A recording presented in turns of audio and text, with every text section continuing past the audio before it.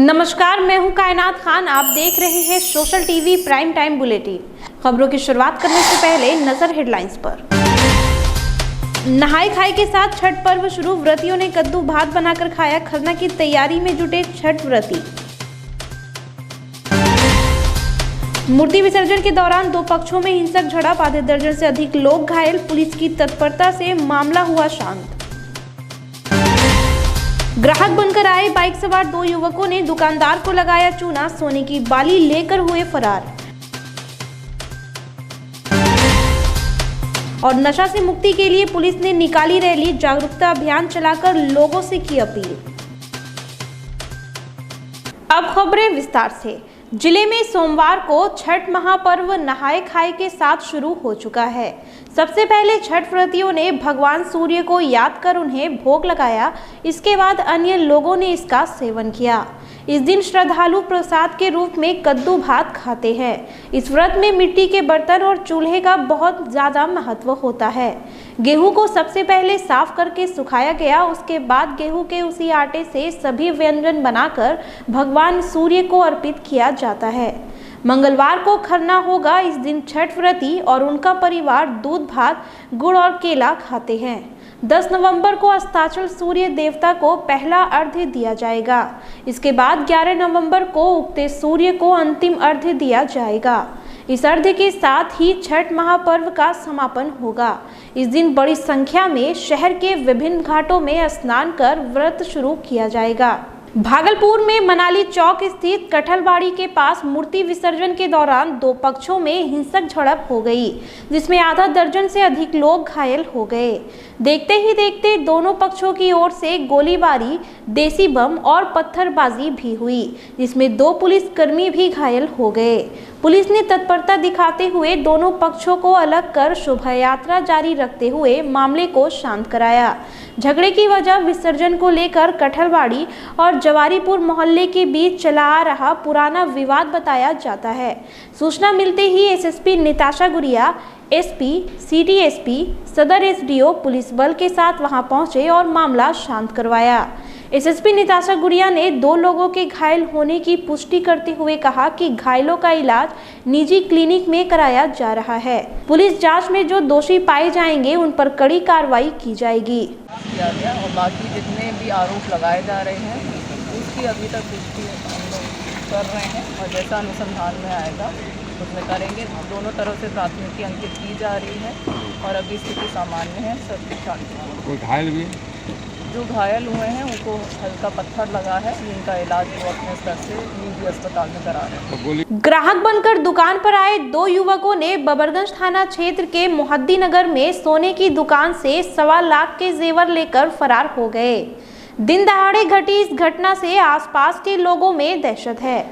पीड़ित दुकानदार पुरुषोत्तम पोद्दार ने बताया कि दिन के लगभग 12:30 बजे बाइक पर दो युवक दुकान पर आए। उनमें से एक दुकान के अंदर घुसा जबकि दूसरा बाइक पर ही बैठा रहा। युवक ने लॉकेट दिखाने को कहा। मैं लॉकेट दिखा ही रहा था कि इस बीच वह फुर्ती से वहां रखी 5 सोने की बाली लेकर बाइक से फरार हो गए। सूचना मिलने पर बबरगंज थाना की पुलिस घटनास्थल पर पहुंचकर मामले की छानबीन कर रही है। मौके पर पहुंचे एएसपी शुभम कुमार आर्य ने घटना की पुष्टि करते हुए बताया कि आसपास में लगे सीसीटीवी कैमरे को खंगाला जा रहा है। जल्द ही अपराधी पुलिस की गिरफ्त में होंगे। 2 आदमी आया था, पहले एक आदमी आया था, फिर दोबारा दूसरा आदमी आया, बोला एक 35 दिखाइए। क्या दिखाई? 35 सोना का लॉकेट निकाले, वो दिखाएं। फिर बोलने लगा कि और कुछ बड़ा सामान चैनल में उसको जो है बता के उसको दे दीजिए, मतलब छोटा सामान हम चढ़ाते नहीं, जो बड़ा सामान तो फिर बड़ा सामान नहीं था तो टोपस दिखाएँ उसको। टोपस दिखाएँ तो फिर बोला बिल बनाइए, हम आते हैं वहीं पे। टोपस लिया, हाथ में लिया, फिर रख दिया वहाँ पे। फिर बोला चिट्ठा बनाइए, देख नहीं पाए। ज्वेलरी शॉप में 2 भर सोने का, तो पहले जो ज्वेलर्स वाले को बोला गया कि दिखाया जाए, सतगुरु ज्वेलर्स है नाम से, वहाँ से उनसे बोला गया, दिखाया गया। जब ज्वेलरी वाले किसी काम से बाहर निकले तो 2 लोग जो थे वो लेकर भाग गए। नवगछिया पुलिस ने रैली निकालकर नशा मुक्ति जागरूकता अभियान चलाया और लोगों से इसका सेवन न करने की अपील की। जागरूकता अभियान में नवगछिया आदर्श थाने के थाना अध्यक्ष, नगर परिषद के पार्षद प्रतिनिधि प्रेम सागर और शहर के अन्य बुद्धिजीवी शामिल थे। जागरूकता रैली नवगछिया के नोनिया पट्टी, मुसहरी पट्टी होते हुए पूरे शहर से गुजरी। रैली में नारों और स्लोगनों के माध्यम से नशा न करने की सलाह और अपील की गई। थाना अध्यक्ष इंस्पेक्टर भरत भूषण ने कहा कि नशे से दूर रहकर ही अच्छा नागरिक और समाज में एक आदर्श स्थापित कर सकते हैं। शाहकुंड प्रखंड में धनु बाबा स्थान के कपसौना रोड के समीप एक 35 वर्षीय युवक की लावारिस अवस्था में लाश मिली है, जिसकी अभी तक पहचान नहीं हो पाई है। मृतक के सर के पिछले हिस्से में गोली मारी गई है, जो आर पार हो गई है। युवक के शरीर पर कई जगह चोट के भी निशान हैं। कयास लगाया जा रहा है कि युवक को कहीं और मारकर यहां सुनसान जगह पर फेंक दिया गया है। सोमवार की शाम 3 बजे ग्रामीणों ने यहां लावारिस अवस्था में लाश देखकर शाहकुंड पुलिस को इसकी सूचना दी। मौके पर पहुंची पुलिस ने शव को अपने कब्जे में लेकर पोस्टमार्टम के लिए भेज दिया है और जांच पड़ताल में जुट गई है। शहर के खाटू श्याम मंदिर में होने वाले 7 दिवसीय भागवत कथा के पहले सोमवार को भव्य शोभा यात्रा निकाली गई। शोभा यात्रा खाटू श्याम मंदिर से निकलकर शहर के विभिन्न मार्गों से होते हुए मंदिर पहुंची। अपने सिर पर कलश लिए शोभा यात्रा में शामिल महिला व पुरुष श्रद्धालु भक्ति भाव में नाच रहे थे।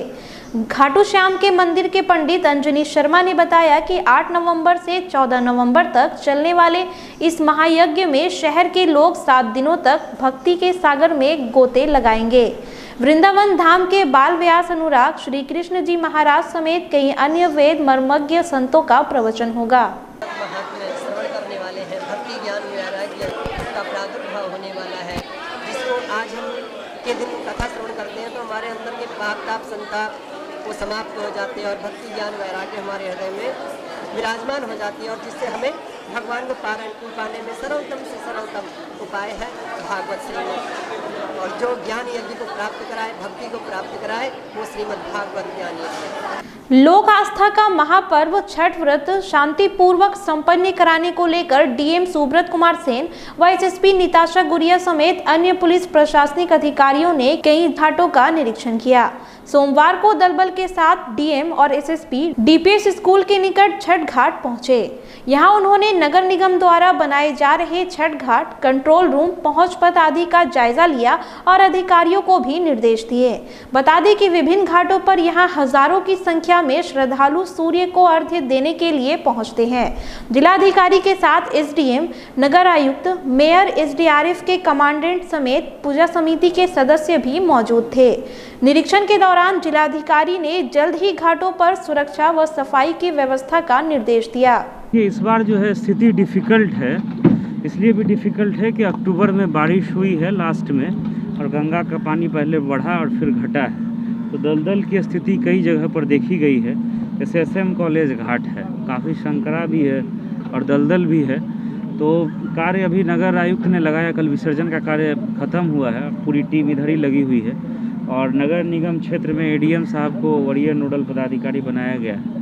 तो आज रात में भी काम होगा, कल पूरे दिन भी काम चलेगा इसमें, और आप लोग देख भी रहे हैं कि विभिन्न घाटों पर काम अभी चल भी रहा है। तो हम लोग करवाएंगे इसको, और जो घाटों पर जो भी आवश्यक सुविधाएं करानी होती हैं वो नगर निगम के द्वारा कराई जाएंगी। और लोक आस्था का महापर्व छठ पूरे बिहार सहित आसपास के राज्यों में बड़ी धूमधाम से मनाया जाता है।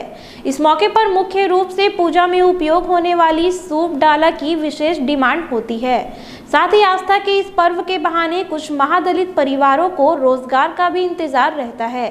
पिछले 1 महीने से कारीगर सूप बनाने में जुटे हैं। मलिक परिवार के लोगों का ये पुश्तैनी काम है और वर्षों से इसे करते आ रहे हैं। इतनी मेहनत के बावजूद वाजिब दाम नहीं मिलने पर कारीगर नाराज हैं।